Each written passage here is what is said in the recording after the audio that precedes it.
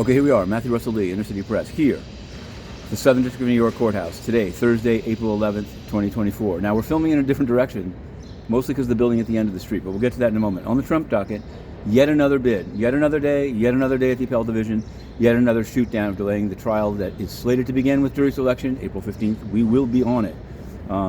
That you can trust. Now, the reason we're covering two trials, among others, here in the SDNY. One is the Avi Eisenberg Mango Markets trading exploit. Now, the interesting thing is it's very different than SBF. This is one in which basically Avi Eisenberg gamed the system. This Mango Markets, it's a decentralized, it's a DeFi platform run by a DAO, and he found a way to jack up the value of his collateral, take a big loan, leave the collateral, and hit the road. That's a summary. You can read the whole blow by blow. But yesterday, a government expert witness was cross-examined on owing back taxes in North Carolina and said, "I'm not here to talk about that." But they made it seem relevant, and I'm wondering what the jury is making of all this stuff. We're going to be in it to the end.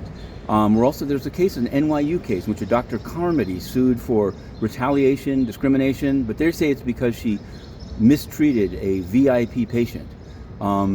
It's more than you think, and you can find it on Inner City Press.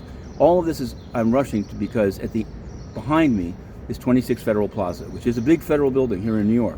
And it's also where people go to apply for asylum. And there was a case that we began covering more than a year ago in which an armed guard, apparently from a private contractor, but paid for by the government, with a gun in the building, forced an asylum seeker to have sex, non-consensual sex. And so we've been following it because they kept talking about a plea bargain. I kept wondering what it's going to be. Well, yesterday, quietly in the mag court, it emerged. The guy was allowed to plead only to false statements to an FBI agent, i.e. the day after the assault, after the complaining victim had come forward, he denied that it happened, that he had sex at all in the building, much less a non-consensual.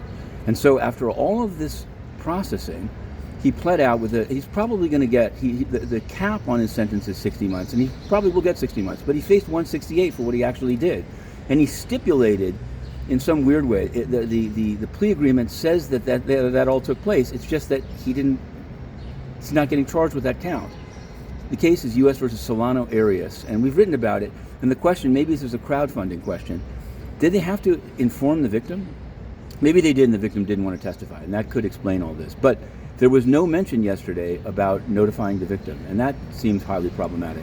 Now, of course, the United Nations sends its peacekeepers out into countries like the CAR and the Democratic Republic of the Congo. They commit rape, and there's no discussion of victims. In fact, we've written the number of questions to the spokesman Stefan Dujarric asking what's been done for the victim, and they don't even answer because they can take your money and not answer any questions. But we will not rest. We'll continue to push it.